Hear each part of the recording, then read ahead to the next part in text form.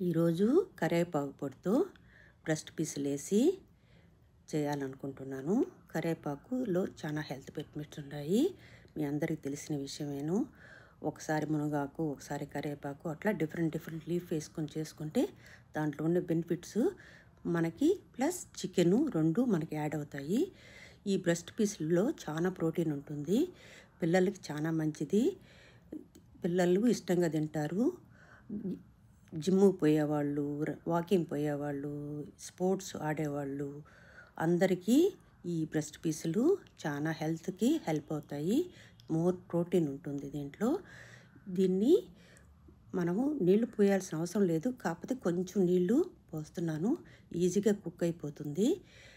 2 విజిల్లు కొట్టిన తర్వాత మళ్ళీ మనం ఒకసారి మామూలుగా కూడా ఉడకపెట్టుకుంటే ఇంకా బాగుంటుంది.